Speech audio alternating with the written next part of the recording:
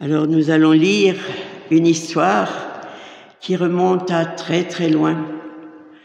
On pourrait commencer par « Il était une fois ».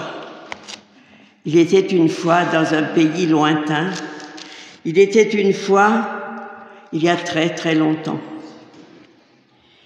Élie, le Tishbite de la population de Galad, dit à Akab: « Par la vie du Seigneur, le Dieu d'Israël au service duquel je suis, il n'y aura ces années ni rosée, ni pluie, sinon à ma parole. » La parole du Seigneur fut adressée à Élie. « Va-t'en d'ici, dirige-toi vers l'Orient et cache-toi dans le ravin de Kérit qui est à l'est du Jourdain. Ainsi tu pourras boire au torrent, et j'ai ordonné aux corbeaux de te ravitailler là-bas. » Il partit et agit selon la parole du Seigneur. Il s'en alla habiter dans le ravin de Kérit qui est à l'est du Jourdain. Les corbeaux lui apportaient du pain et de la viande le matin, du pain et de la viande le soir, et il buvait au torrent.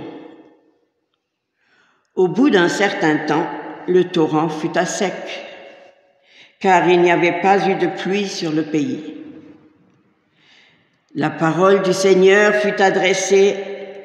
fut adressée. « Lève-toi, va à Sarepta, qui appartient à Sidon.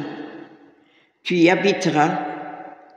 J'ai ordonné là-bas à une femme, à une veuve, de te ravitailler. » Il se leva, partit pour Sarepta et parvint à l'entrée de la ville. Il y avait là une femme, une veuve, qui ramassait du bois. Il l'appela et dit: « Va me chercher, je t'en prie, un peu d'eau dans la cruche pour que je boive. » Elle alla en chercher. Il l'appela et dit: « Va me chercher, je t'en prie, un morceau de pain dans ta main. » Elle répondit: « Par la vie du Seigneur, ton Dieu, je n'ai rien de près. J'ai tout juste une poignée de farine dans la cruche et un petit peu d'huile dans la jarre. Quand j'aurai ramassé quelques morceaux de bois, je rentrerai et je préparerai ces aliments pour moi et pour mon fils. Nous les mangerons et puis nous mourrons. » Élie lui dit: « Ne crains pas, rentre et fais ce que tu as dit. Seulement, avec ce que tu as, fais-moi d'abord une petite galette et tu me l'apporteras. Tu en feras ensuite pour toi et pour ton fils. Car ainsi parle le Seigneur, le Dieu d'Israël. Cruche de farine ne se videra, jarre d'huile ne se désemplira, jusqu'au jour où le Seigneur donnera la pluie à la surface du sol. » Elle s'en alla et fit comme Élie avait dit. Elle mangea, elle, lui et sa famille pendant des jours.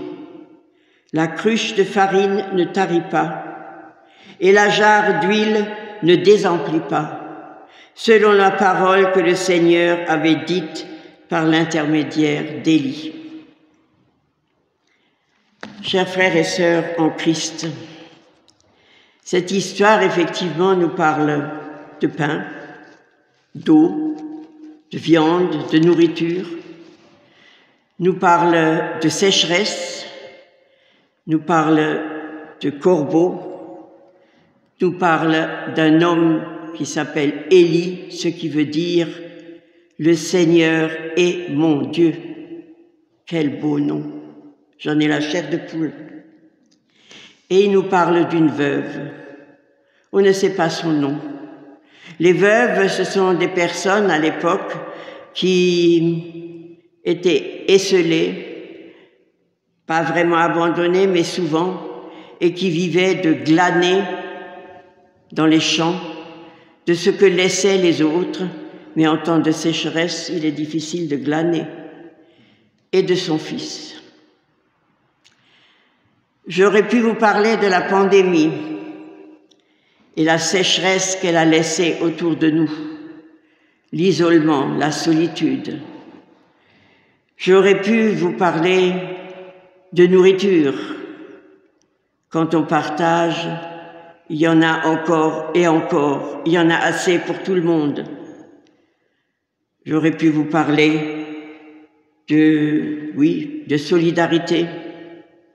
J'aurais pu vous parler des pays où il ne pleut pas, comme le Zimbabwe ou le sud du Madagascar, où il y a une terrible famine actuellement, et bien d'autres pays. Mais Dieu ne veut pas seulement nous dire par là qu'il s'agit de nourriture terrestre. Il s'agit aussi d'une autre nourriture.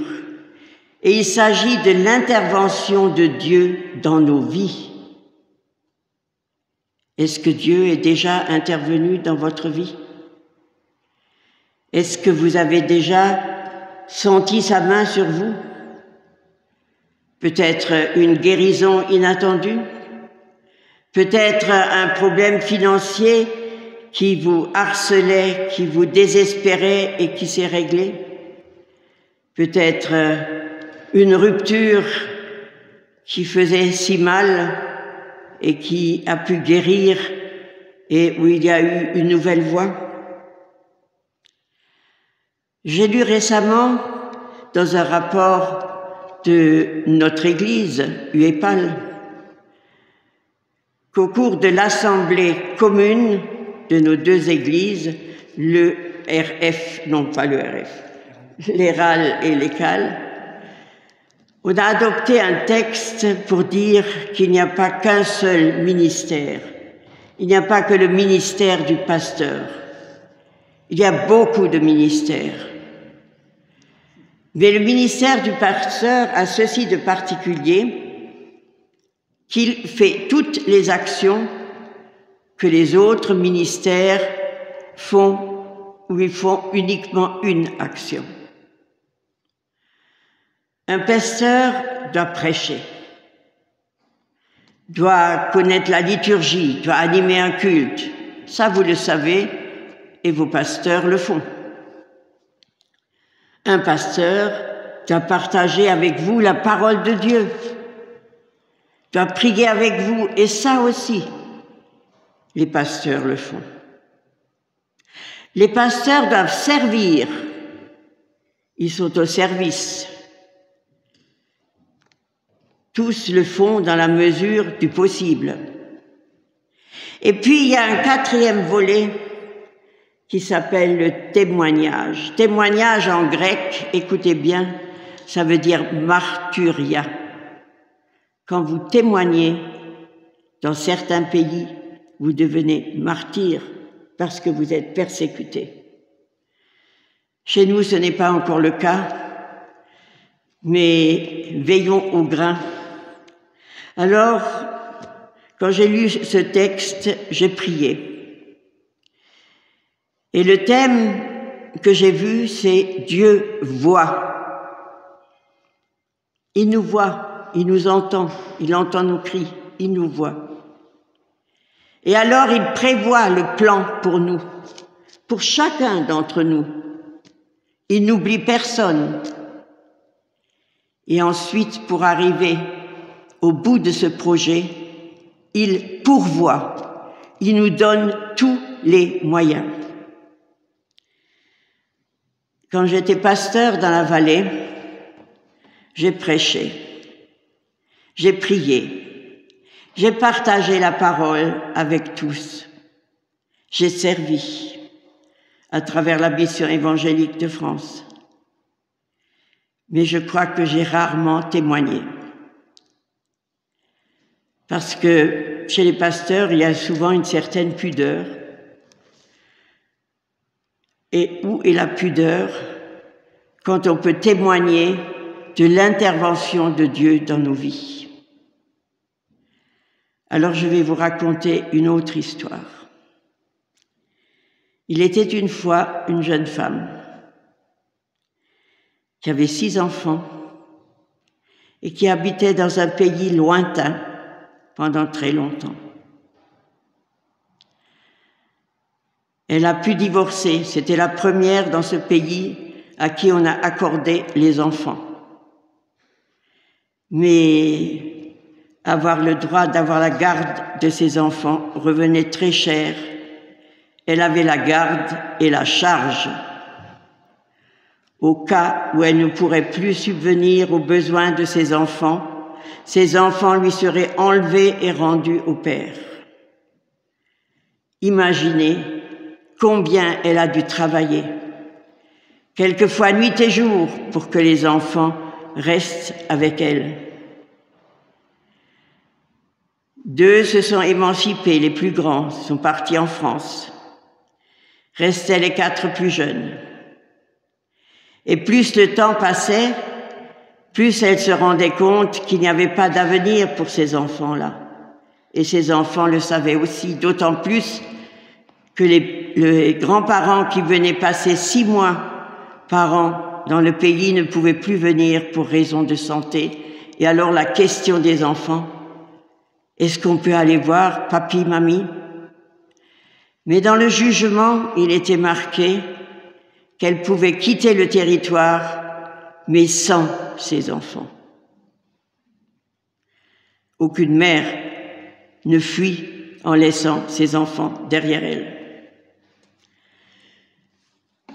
Elle a réfléchi et avec sa force et son énergie et ce qu'elle croyait être sa science, elle a essayé de trouver des voies pour quitter le pays. Ce fut sans doute la première qui a pensé à Lampedusa. C'est l'île italienne la plus proche et les pêcheurs la connaissaient bien.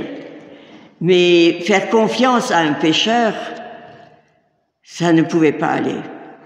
Il suffisait qu'il se fasse surpayer par l'ex-mari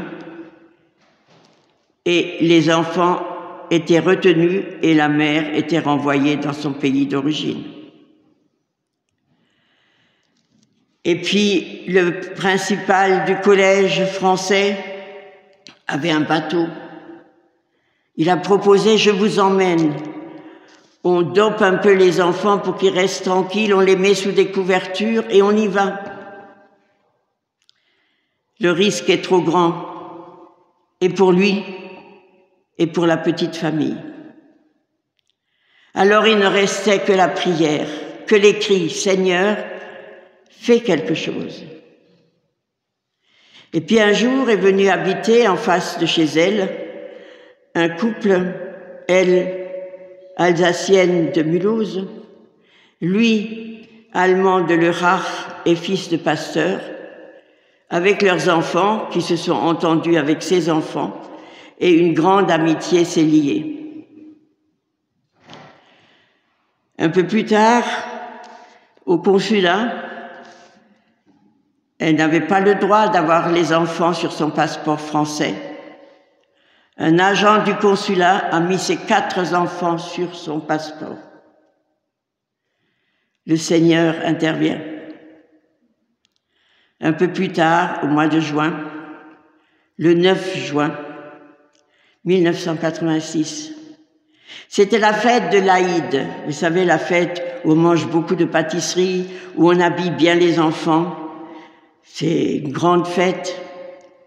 La veille, le père était venu chercher les enfants, il les ramenait et il était menaçant. Je vais retourner devant le tribunal et faire un nouveau procès pour qu'on t'enlève les enfants. Elle savait quand il plaisantait, entre guillemets, et quand c'était très sérieux. Effondrée, elle est allée voir les voisins. Je lui ai dit, oui, qu'est-ce qu'on peut faire?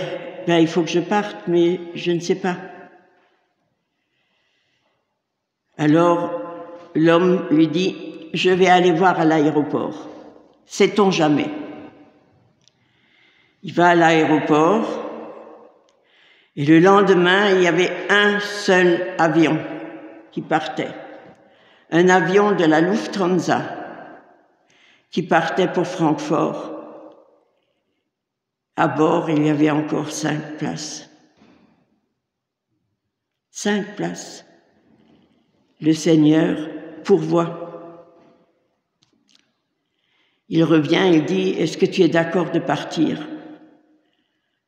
« Ben oui, dit-elle, je suis d'accord de partir, mais je n'ai aucun moyen financier. » « Ne crains pas, dit-il, comme Élie a dit à la veuve.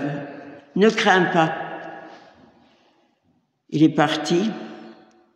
Il a acheté 5 billets aller-retour, parce qu'il ne fallait pas prendre seulement un aller pour éveiller les soupçons.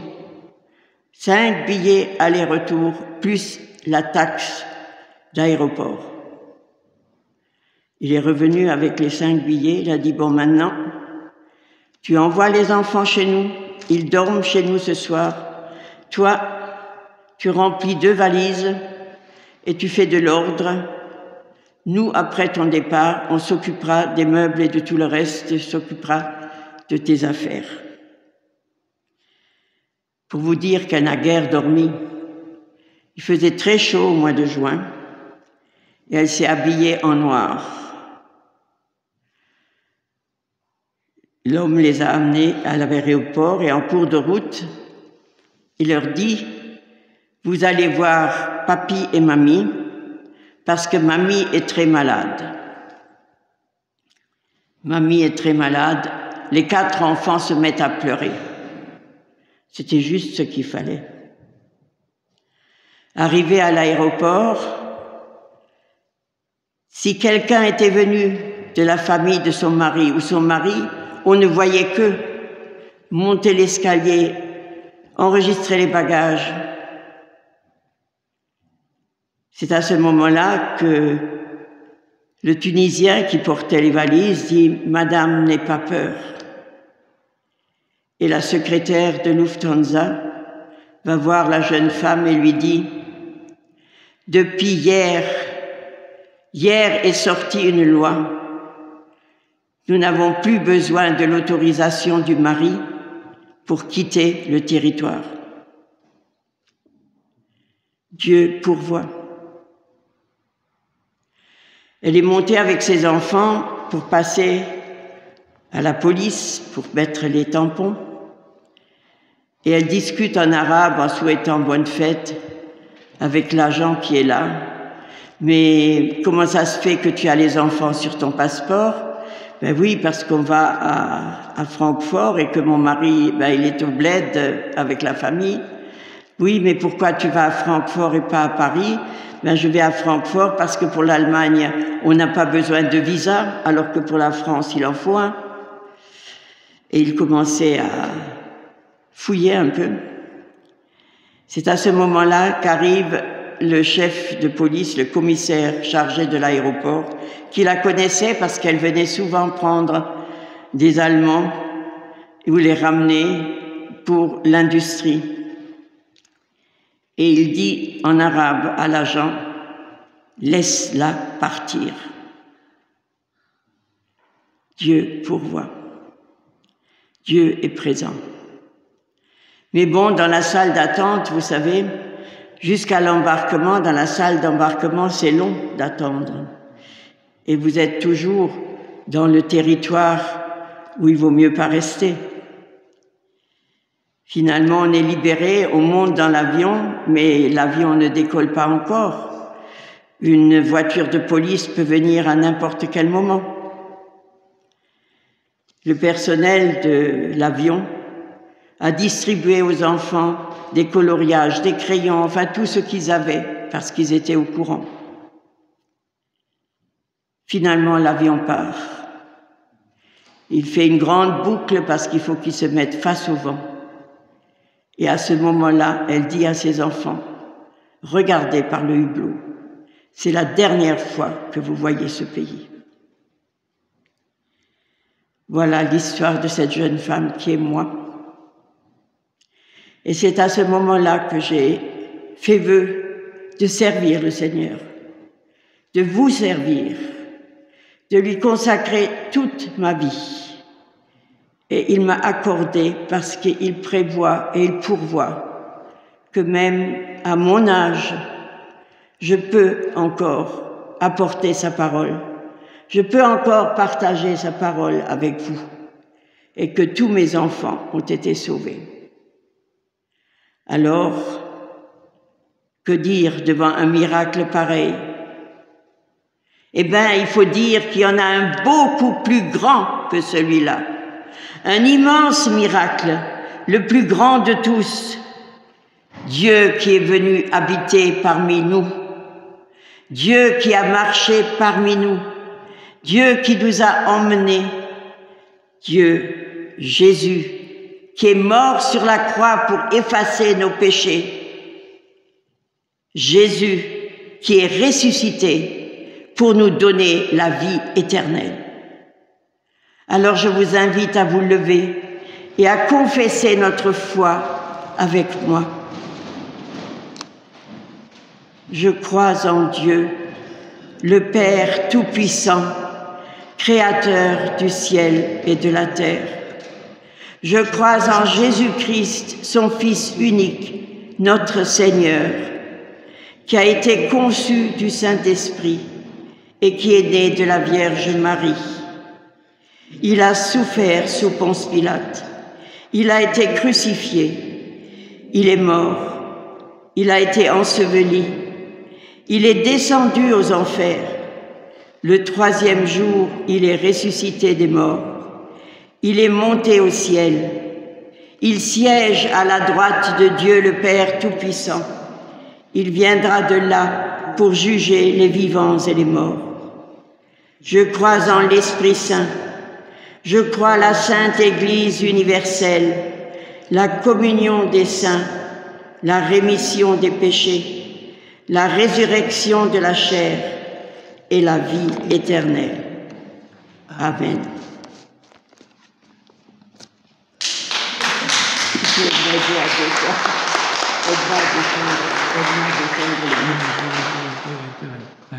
Merci, Rolande. Je vous invite à prendre le 542, les 3 strophes. 542.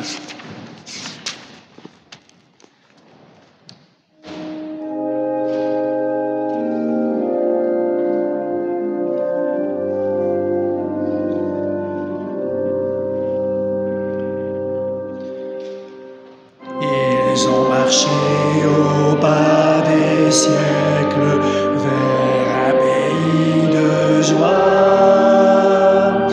Ils ont marché vers la lumière pour habiter la joie. Écoute, écoute, sur